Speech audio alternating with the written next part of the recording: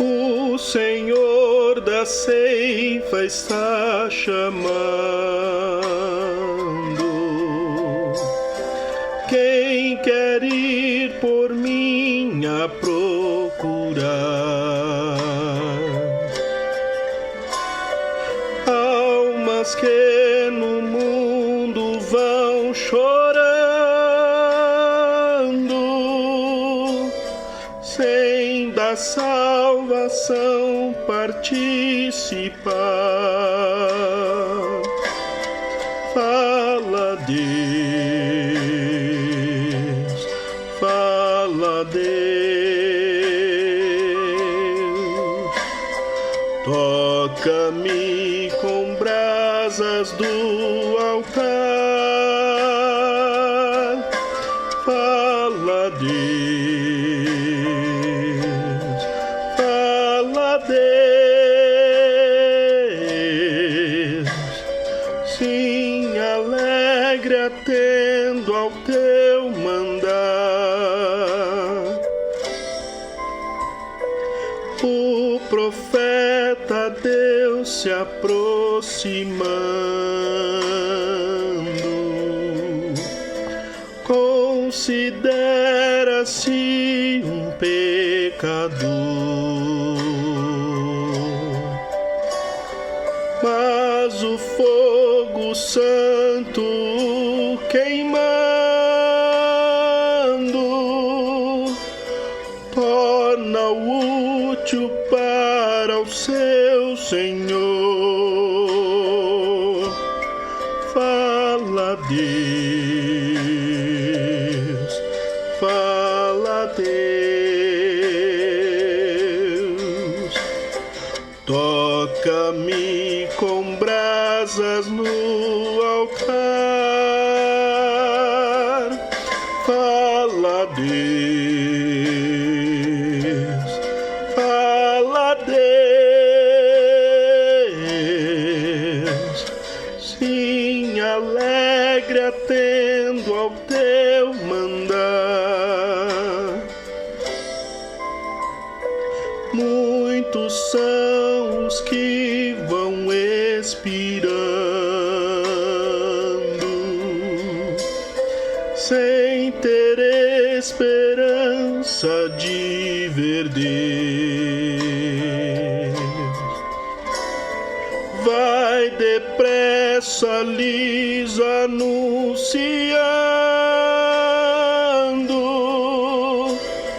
que Jesus os leva para os céus.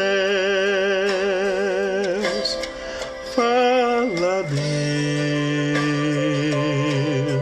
fala, Deus, toca-me com brasas do altar. Fala, Deus, fala, Deus, sim, alegre atendo ao teu mandar. Breve os trabalhos serão findos, bênçãos vão os servos desfrutar,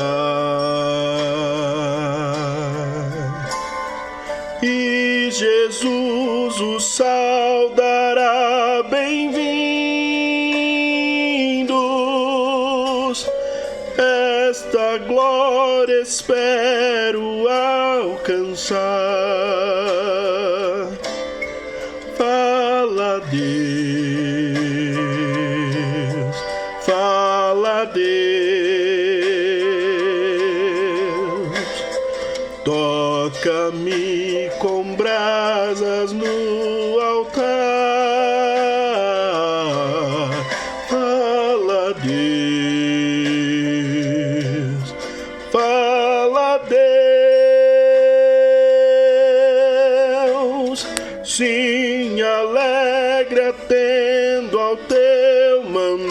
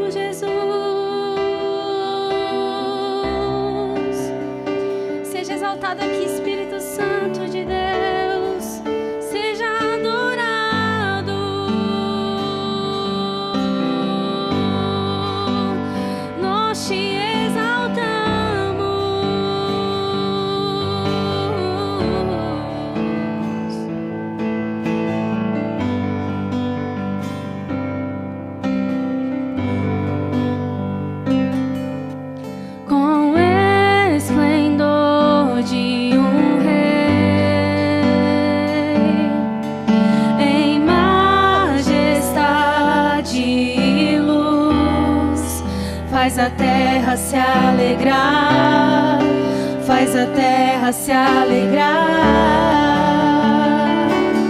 Ele é a própria luz e as trevas vão fugir, tremer com sua voz, tremer com sua voz. Quão grande é o meu Deus, cantarei. Quão grande é o meu Deus, e todos hão de ver. Quão grande é o meu Deus.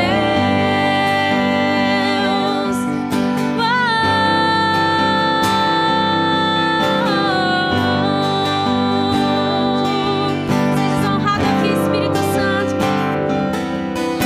Por gerações Ele é. O tempo está em tuas mãos, o começo e o fim, o começo e o fim. Três se tornam em um: Filho, Espírito e Pai, Cordeiro e Leão, Cordeiro e Leão. Quão grande é o meu Deus, eu cantarei. Quão grande é o meu Deus, todos hão de ver. Quão grande é o meu Deus, oh, quão grande és. Quão grande é o meu Deus, cantarei. Quão grande é o meu Deus, todos hão de ver. Quão grande é o meu Deus, sobre todo nome sobre todo nome é o teu. Tu és digno de louvor. Eu cantarei, e eu cantarei. Quão grande é o meu Deus, sobre todo nome é o teu, Jesus. Sobre todo nome é o teu. Tu és digno de louvor, e eu cantarei. Quão grande é o meu Deus, tu és grande, e eu te adoro, e eu te amo, Senhor. Tu és exaltado, Senhor. Sobre todo nome é o teu. Tu és digno de louvor, e eu cantarei. Quão grande é o meu Deus. És adorado, Jesus. Nós amamos.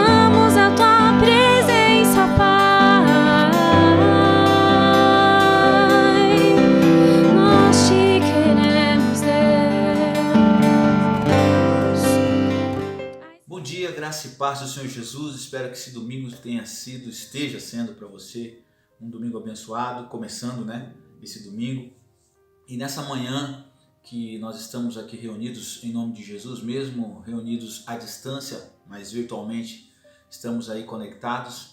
Quero trazer uma palavra para você de ânimo nessa manhã de domingo, antes que você desfrute aí do estudo da palavra de Deus que virá logo na sequência. Lembrando que nós temos esse formato no domingo pela manhã, com um louvor sendo ministrado e logo na sequência uma reflexão devocional mais direcionada para a igreja, para as pessoas que já têm a fé em Jesus, e um estudo da palavra do Senhor que vem sempre a calhar para nós, algo mais profundo, ministrado por um professor das nossas classes, da nossa superintendência.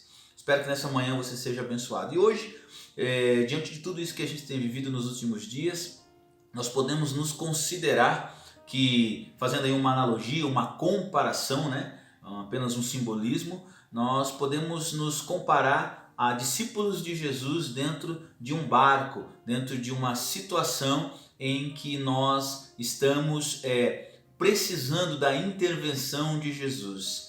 E Jesus se manifesta quando nós estamos sempre neste mar, certo? O texto que eu vou ler vai falar de uma situação como essa, em que Jesus, certo, e seus discípulos interagem nessa condição, nessa situação de mar, de barco, certo? E Jesus se apresenta para eles em meio a uma situação inóspita, uma situação difícil.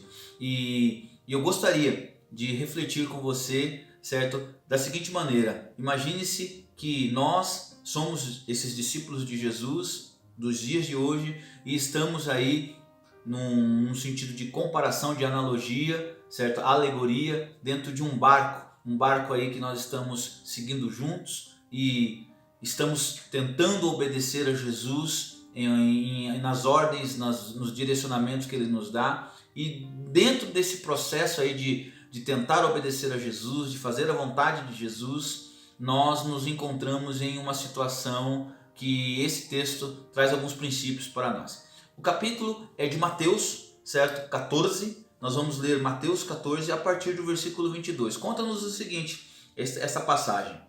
Logo em seguida, Jesus insistiu com os discípulos para que entrassem no barco e fossem diante dele para o outro lado, enquanto Jesus se despedia da multidão. Tendo despedido a multidão, Jesus subiu sozinho a um monte para orar. Ao anoitecer, ele estava ali sozinho, mas o barco já estava a considerável distância da terra, fustigado pelas ondas, porque o vento soprava contra ele. Versículo 25. Quando era alta madrugada, Jesus dirigiu-se a eles andando sobre o mar. Quando o viram andando sobre o mar, os discípulos ficaram aterrorizados e disseram: "É um fantasma!"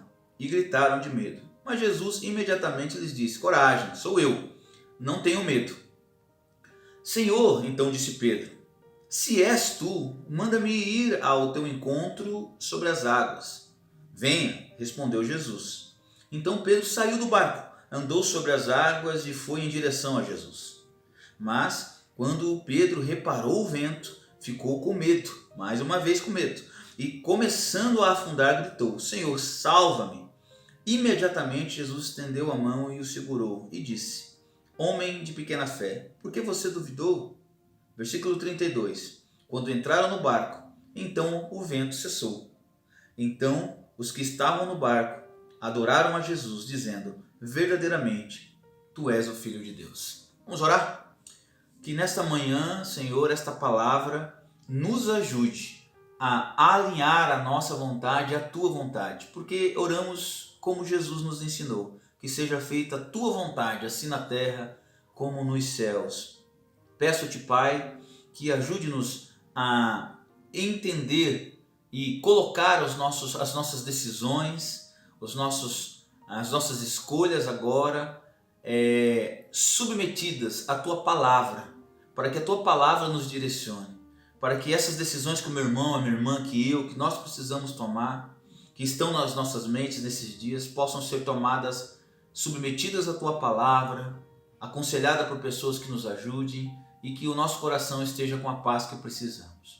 É a nossa oração em nome de Jesus. Amém e amém. Primeira coisa que você precisa refletir nessa passagem de Mateus 14, do versículo 22 até o versículo 33. A primeira coisa está no versículo 22, logo no começo. A expressão bíblica que está dizendo aqui, Jesus insistiu com os discípulos para que entrassem no barco e fossem adiante dele para o outro lado. Aqui eu já aprendo duas coisas interessantes nesse primeiro passo. Que Jesus nos orienta, que Jesus nos dá ordem.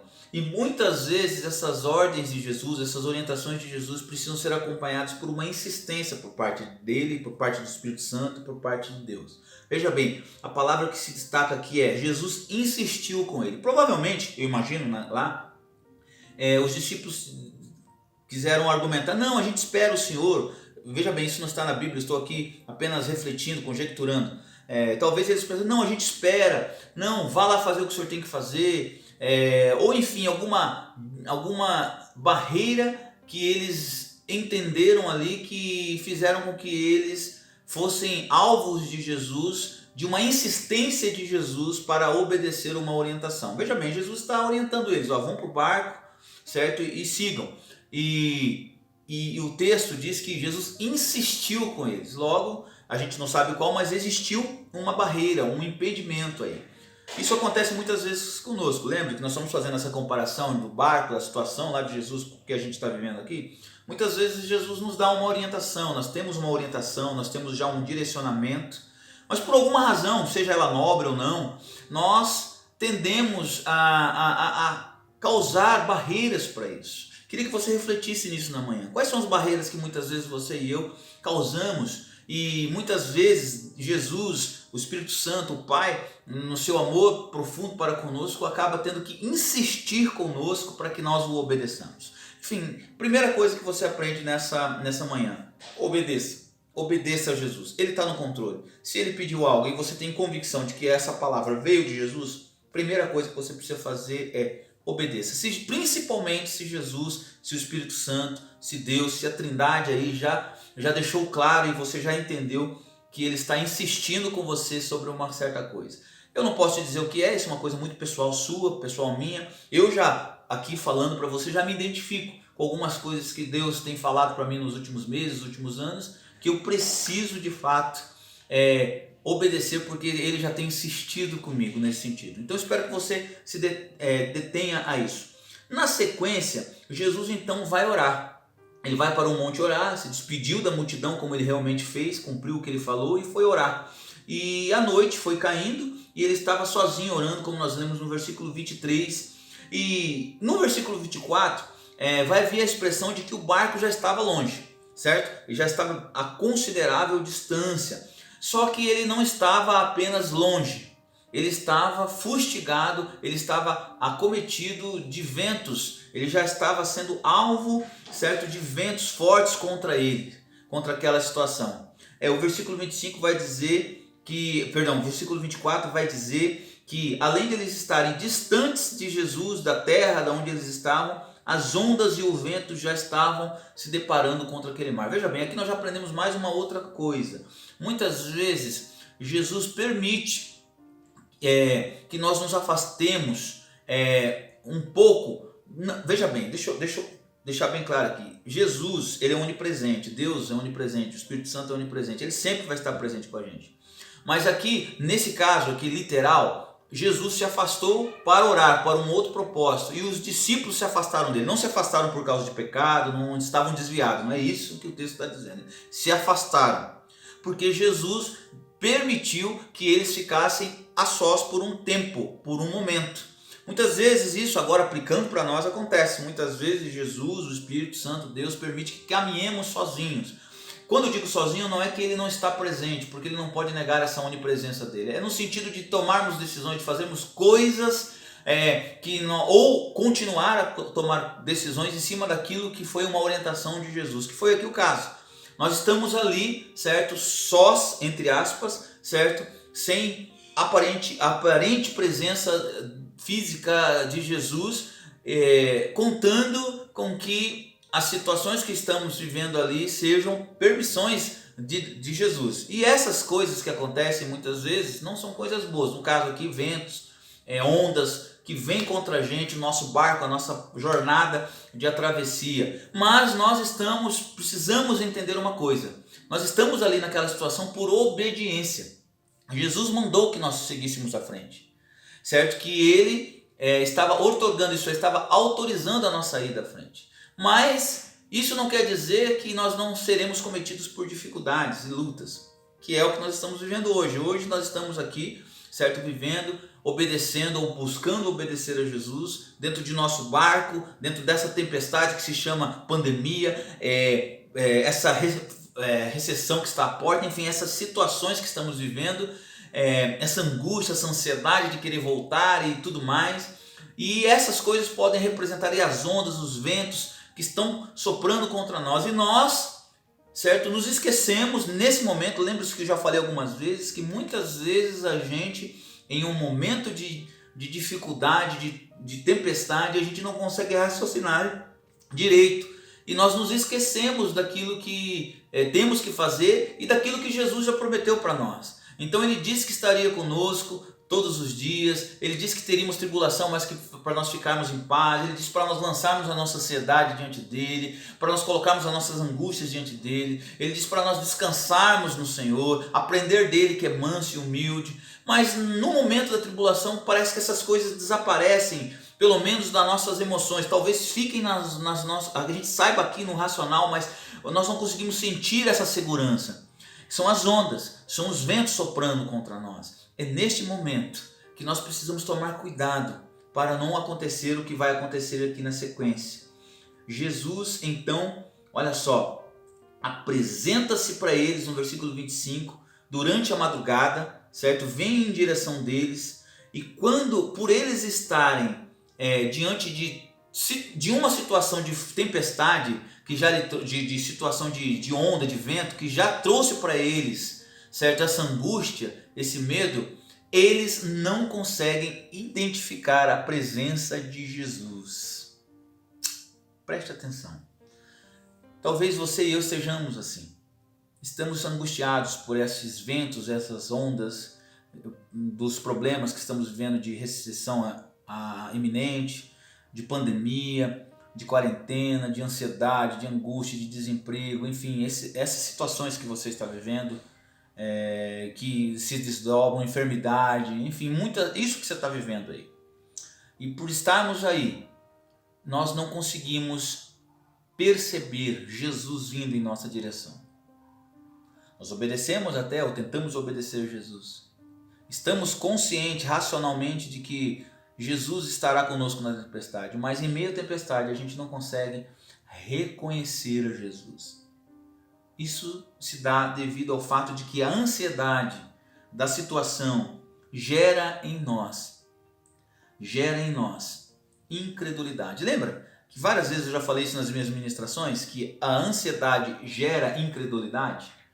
E nós não conseguimos perceber, identificar a Jesus, que está vindo em nossa direção, que está conosco, que promete e cumpre aquilo tudo que ele sempre falou de estar conosco. Então ele vem. Só que olha só a reação dos discípulos, mais uma vez aterrorizados, versículo 26, eles gritam, é um fantasma. Aqui prova o quão a situação os afogou, o quão a luta fez com que eles se cegassem. Eles não conseguiram reconhecer o seu Senhor ali. Por quê? Porque diante dos ventos, das ondas, do medo, eles não conseguiram perceber, ofuscou a Jesus. E eles, não Jesus, mas eles não perceberam a Jesus. E eles acusaram, é um fantasma. Muitas vezes nós somos aterrorizados por fantasmas. Muitas vezes a tempestade gera coisas que não estão acontecendo. A gente começa a pensar em coisas que não estão acontecendo. A gente potencializa as coisas, a gente aumenta a carga. A gente coloca coisas que não vão acontecer. Eu também várias vezes falei que 90% das nossas preocupações não vão acontecer, e os 10% que vão acontecer não vão acontecer da maneira que a gente pensa. Isso é, a gente está se preocupando à toa.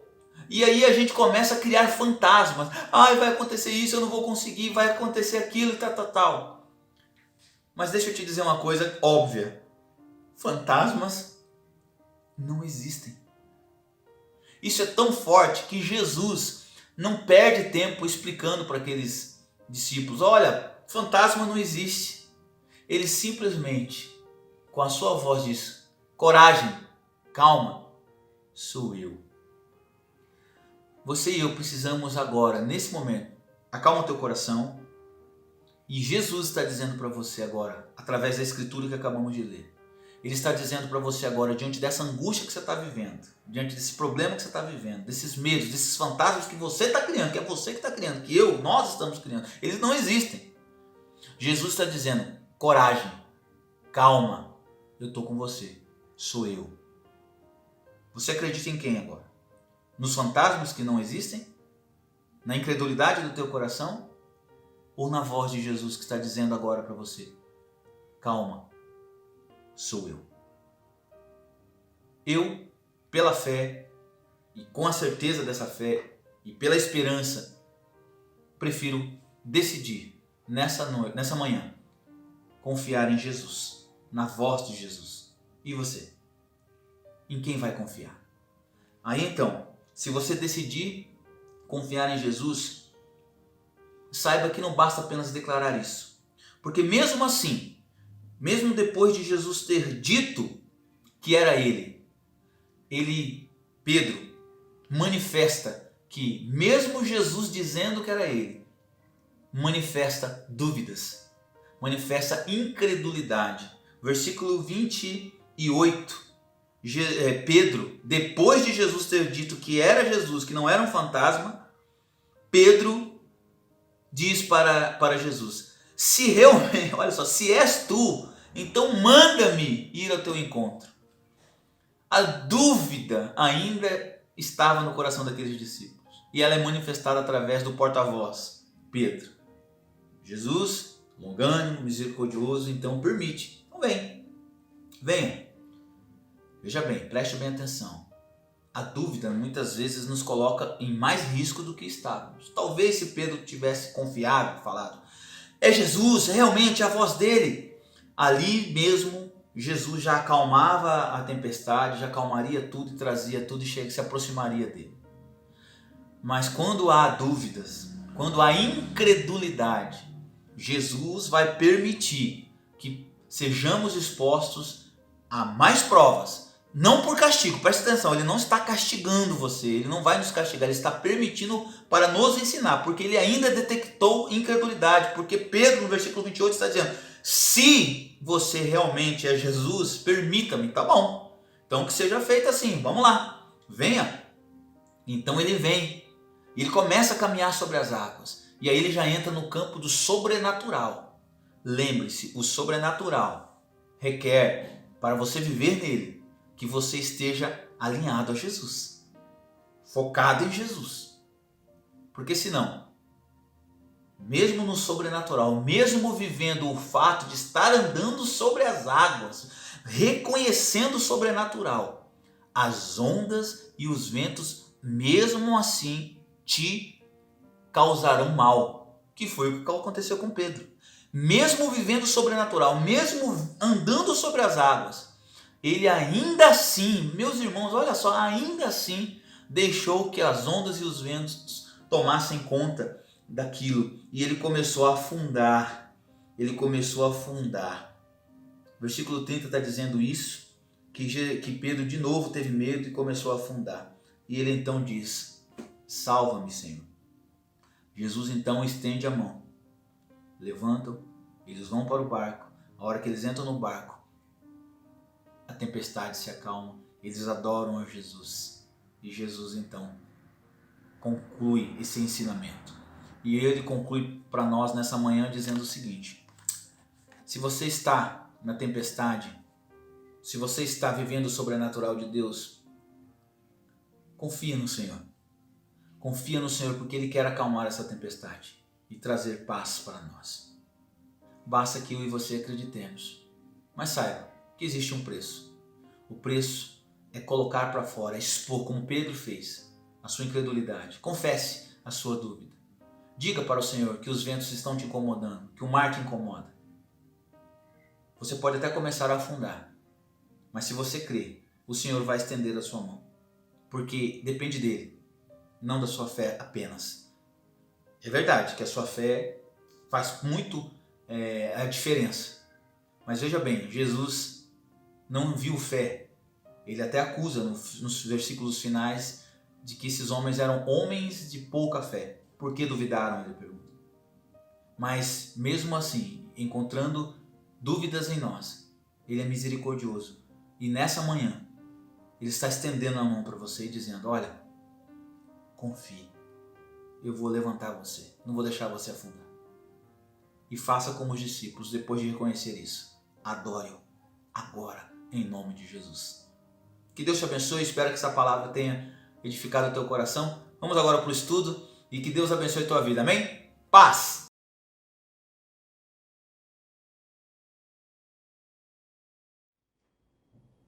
Bom dia, amada igreja, graça e paz. Como vocês estão? Tudo bem? Espero que todos estejam bem, debaixo da potente mão do Senhor. Eu estava pensando agora há pouco que todas as minhas saudações, eu acho que nas vezes que nos encontramos para estudarmos a palavra de Deus, as minhas saudações são sempre as mesmas. Mas é porque, meus irmãos, eu não me canso de agradecer ao Senhor pela oportunidade que Ele nos dá desse encontro mensal. Pois, alguns irmãos sabem, eu trabalho no hospital que ele é voltado para o público Covid. O Covid, ele diminuiu consideravelmente a sua incidência no nosso meio, mas essa doença, ela ainda está ativa e ela ainda está circulando na nossa comunidade. Então, nós temos aquelas pessoas que não desenvolvem a doença, nós temos aquelas pessoas que desenvolvem a doença de forma assintomática, nós temos as pessoas que desenvolvem a doença de forma leve, de forma branda, nós temos as pessoas que precisam de hospitalização e acabam morrendo, outras têm alta e outras ficam sequeladas. Então, toda vez que eu acordo, inspiro e expiro o ar em meus pulmões, que eu consigo segurar o ar, prender o ar sem ter sintoma de insuficiência respiratória, é um motivo de grande satisfação. Isso eu faço diariamente. Então, nos nossos encontros mensais, é um motivo de grande satisfação, porque até aqui o Senhor tem nos ajudado. Então, dia a dia, o Senhor tem nos protegido, o Senhor tem guardado a sua igreja, o Senhor tem protegido o seu povo e a IBAGE tem continuado o trabalho, os projetos que haviam sido feitos no início do ano foram modificados por motivo de força maior, mas a IBAGE não deixou de cultuar ao Senhor, de prestar culto ao Senhor e engrandecer ao Senhor. Então, isso é motivo de grande satisfação. O seu povo continua reunido para estudar, para aprender do Senhor. Então, por todas as vezes que nós nos encontramos, a saudação é a mesma, porque o sentimento é o mesmo. Hoje, a nossa lição terá como título As Atitudes Falam Mais Alto, e terá base em 2 versículos bíblicos, um localizado em Efésios 6:15 e o outro localizado em Zacarias 4:6. Gostaria de orar com a igreja. Amado Deus, eterno Pai, eu te agradeço, Senhor Jesus, por todas as bênçãos. Te agradeço porque Tu tens estado conosco, Tu tens protegido a Tua igreja. Eu te agradeço, Senhor Jesus, pelas pessoas que se disponibilizaram a ouvir a Tua voz. Fala conosco, Senhor, pois a Tua palavra é viva e eficaz. Sê conosco hoje e sempre. Em nome de Jesus, amém. Meus irmãos, vamos fazer a leitura do texto de Efésios 6:15.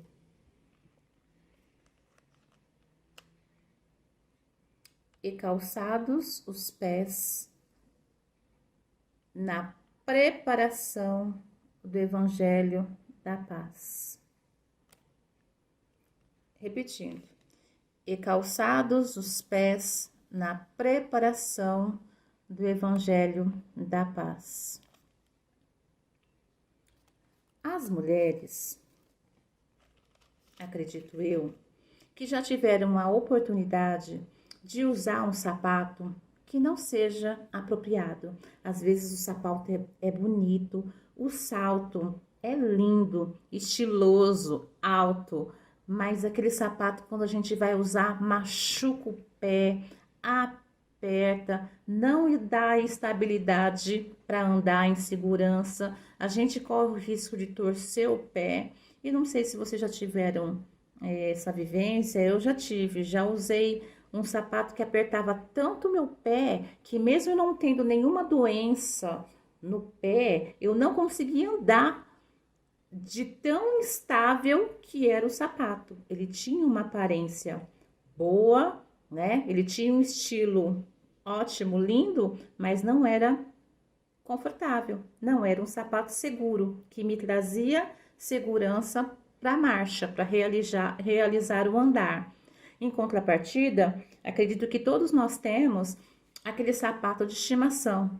Aquele sapato às vezes pode estar até velhinho, mas é um sapato seguro, é um sapato confortável, onde você pode andar de forma segura, sem risco de torcer o pé, sem risco de cair por falta de estabilidade. E fazendo uma analogia, né, com um texto-livro, uma analogia com o povo cristão, como cristão, calçar os nossos pés com a preparação do Evangelho da Paz significa estarmos preparados, alicerçados nas Escrituras, para representar o reino de Deus e anunciar o Evangelho da Paz. Nós vivemos um período em que a igreja contemporânea está passando por uma certa crise, uma crise de teologia, uma crise doutrinária. Claro que não são todas as igrejas, mas algumas igrejas estão vivendo essa situação.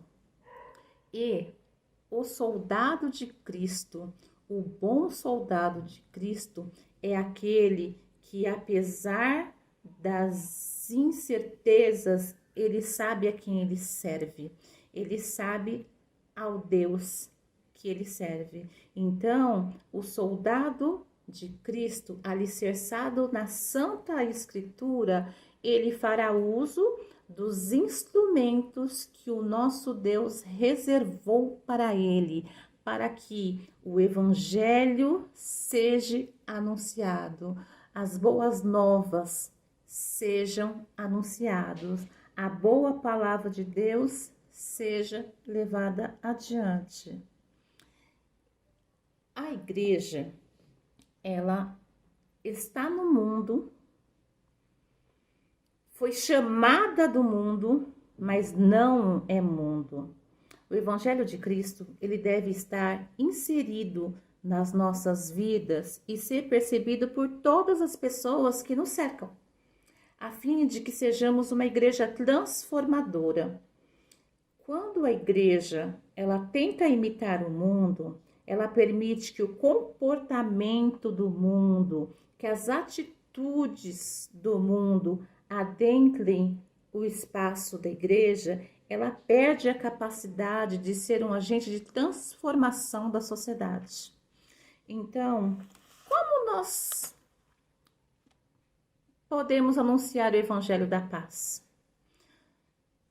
Listei para os irmãos 3 formas de que hoje nós podemos anunciar o Evangelho da Paz. A primeira é: as ações falam mais que palavras. O comportamento, ele diz muito sobre os seres humanos. Um estudo realizado pela Universidade da Califórnia sobre comunicação teve como resultado a USLA, é uma grande universidade, né, mundial. Então, o resultado do teste que eles fizeram, de um grande estudo que eles fizeram sobre comunicação, foi que apenas 7%, só 7% da comunicação é realizada por palavras. 38% é pelo tom da voz e 55% é pela atitude, pela linguagem corporal que a pessoa que está realizando a comunicação transmite durante a comunicação efetiva. Então, o que isso quer dizer, Ana? Que antes mesmo de pensarmos em falar, antes mesmo de terminar toda a oratória que a gente tinha vontade de realizar, vontade de falar, o nosso corpo já transmite valor, o nosso corpo transmite informações para os outros que estão nos ouvindo. Então, imagine, se só na comunicação oral, na comunicação falada, o meu corpo fala, a minha postura corporal, ela tem que ser condizente com aquilo que eu estou falando. Imagine na nossa vivência, imagine no nosso comportamento. Então, meus irmãos, assim, imagine a importância que a forma como vivemos na sociedade tem. Você confiaria em alguém que diz para não ter relacionamentos extraconjugais, para que você tem que ser fiel ao seu cônjuge, ao teu cônjuge, assim, sabendo que essa pessoa é adúltera? Claro que não. Você confiaria nela? Então, meus amados, na igreja, no nosso meio, há muitas pessoas que defendem as doutrinas certas e vivem uma vida errada. Há muitas pessoas que elas são zelosas na tradição da igreja, mas vivem na prática do pecado. Precisamos estar atentos às nossas condutas diárias. Precisamos estar atentos ao nosso comportamento, para que o nosso testemunho corrobore, ou seja, para que o nosso testemunho confirme aquilo que dizemos. Viver o que se prega, o que se canta, é mais eficiente do que simplesmente pregar e cantar. O evangelho vivenciado, ele tem o poder de convencer. E esse deve ser o foco de todo cristão. Nós não devemos ser que nem aquele ditado que diz: faça o que eu falo, mas não faça o que eu faço. O meu testemunho tem que ser sim, sim, não, não. O que eu falo, o que eu prego tem que ser o que eu vivo. João afirma assim: meus filhinhos, não amemos de palavra, nem de língua, mas por obra e em verdade. Encontramos esse texto em 1 João 3,18. Então, vamos lá. Para reforçar. Como anunciar o evangelho da paz? Primeiro, as ações falam mais do que palavras. A minha atitude tem que ser igual ao que eu falo. O meu comportamento tem que coincidir com aquilo que eu falo. Segundo, nós podemos anunciar o evangelho da paz terminando nossos projetos. Vamos lá, meus amados, vamos ler a Bíblia em Zacarias 4:6.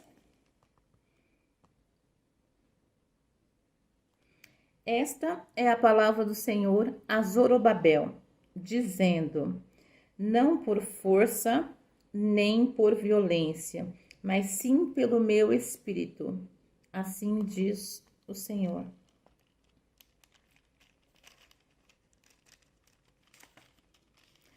Aos olhos humanos, Zorobabel, quem foi Zorobabel? Zorobabel foi um governador de Israel, da descendência de Davi, que governou Israel num período bem difícil, num período pós o exílio. Zorobabel, ele vivia na Babilônia, e quando caiu o reino babilônico, ele veio com os primeiros retirantes em volta para a construção de Israel, né? E ele foi levantado como um governador. E o Senhor afirmou na sua palavra que ele seria quem colocaria, deixa eu ver aqui na colinha, as mãos de Zorobabel lançariam os alicerces, ou seja, começariam a obra da reconstrução do templo e também acabaria a obra, para que soubesse que o Senhor dos Exércitos estava envolvido naquele processo. Então, Zorobabel, ele teve muita dificuldade, pois o povo não tinha os recursos financeiros que Salomão teve, né, na construção do primeiro templo. O povo ainda estava com a autoestima baixa. O povo não tinha segurança para realizar a reconstrução do segundo templo, mas o Senhor afirmou e garantiu que o alicerce ao tijolo final, assim, Zorobabel estaria envolvido nesse processo, mas ele enfrentou várias dificuldades. Além disso, a obra ficou parada por 16 anos, ficou sem construir, sem nada sendo realizado nessa obra. Mas o segundo templo de Israel, ele permaneceu ativo por mais tempo do que o primeiro templo construído por Salomão. Então, por 500 anos, há registro de que esse templo se manteve ativo. Então, meus amados irmãos, é maravilhoso saber que mesmo em condições adversas, recebemos a palavra do Senhor, nos instruindo para fazermos coisas inusitadas. Nós conhecemos pessoas que começam projetos, planos, cheios de gás, mas não concluem. Talvez nós sejamos assim, talvez eu seja assim. A pessoa começa algo, mas não termina o que começou, ou desiste logo na primeira dificuldade, já desiste. Mas, meus amados irmãos, o que eu quero deixar frisado com vocês é que a habilidade do nosso Deus sobre a nossa vida não é apenas para começar projetos, mas também para concluí-los. Deus não é um Deus de interrupção, Ele é o começo e o fim. Quando Ele nos diz para realizarmos algo, é porque o fim já foi traçado por Ele. Deus quer que você termine projetos que Ele mesmo te deu. O Senhor nos dotou com virtudes, com talentos, com habilidades, para que possamos representá-lo em todas as instâncias da sociedade. Você pode ser um instrumento do Deus vivo na sua faculdade, no seu trabalho, na sua empresa, na sua vizinhança, no posto de saúde, no mercado. Aonde o irmão estiver, o irmão pode ser um instrumento do Deus vivo. Não esqueça, meus amados, a igreja deve ser um agente de transformação na história e não ser transformado pela história. Meus amados, não permitamos que os costumes do mundo, que valores do mundo adentrem a nossa igreja. Não permitamos. Vivamos com esta consciência, a fim de que continuamos dia a dia anunciando as boas novas, anunciando a boa palavra de Deus que produz paz e seguindo como luzeiros do mundo. Então, revisando, como anunciar o evangelho da paz? Primeiro, as ações falam mais que palavras. Segundo, termine seus projetos. E por último, finalizando, que nós possamos ser luzeiros do mundo. No cumprimento de nossa missão de propagadores do Evangelho da Paz, a Igreja Contemporânea, ela deve desenvolver um caráter cristão que respalde a proclamação deste Evangelho. Ana, o que é isso? A Igreja não pode sair em direção ao mundo alheia aos princípios que norteiam a vida do cidadão do reino de Deus, principalmente no que tange aos seus valores morais e comportamentais. Nós somos exemplo para o mundo que vive sem Jesus. Devemos ser. A pregação da palavra de Deus, aliada a um viver desfocado da vontade de Deus, em nada contribui para o progresso do reino. Jesus Cristo nos convida, por meio do Espírito Santo, a sermos condutores da luz, ou seja, o reflexo do próprio Cristo neste mundo conturbado. A igreja foi chamada para ser a luz do mundo, a luz dá direção na estrada, a luz aquece no frio, a luz clareia a escuridão, a luz, que é Cristo Jesus, é símbolo da verdade. Meus amados irmãos, como luzeiros no mundo, o Senhor nos levantou. Que essa igreja, localizada em Jardim Teuvina, tenha um anseio de sair para a sociedade, o anseio de sair para a comunidade como luzeiro do mundo. Esse é o meu desejo de coração, que vocês tenham uma boa semana, que Deus vos abençoe e vos guarde. Amém. Até o próximo domingo, se o Senhor assim nos permitir. Como luzeiros no mundo, o Senhor nos levantou. Como cidade elevada, Ele nos edificou. Para libertar o cativo e vista ao cego trazer, para socorrer o oprimido, em graça, bondade viver.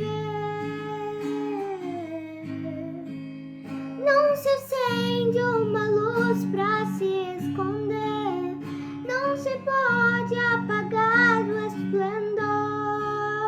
Quero ser tua luz, quero ser tua voz, quero ser o que queres de mim. Vem cumprir sobre mim todo o teu querer, abre os olhos do meu coração. Quero ser tua luz, quero ser tua voz, quero ser o que queres de mim, Senhor. Como luzeiros no mundo, o Senhor nos levantou. Como cidade elevada, Ele nos edificou.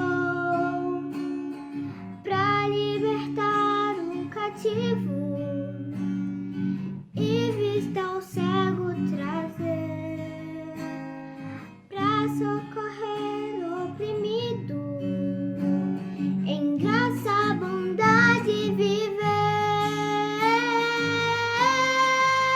Não se acende uma luz para se esconder, não se pode apagar o esplendor. Quero ser tua luz, quero ser tua voz, quero ser o que queres de mim. Vem cumprir sobre mim todo o teu querer, abre os olhos do meu coração. Quero ser tua luz, quero ser tua voz, quero ser o que queres de mim, Senhor.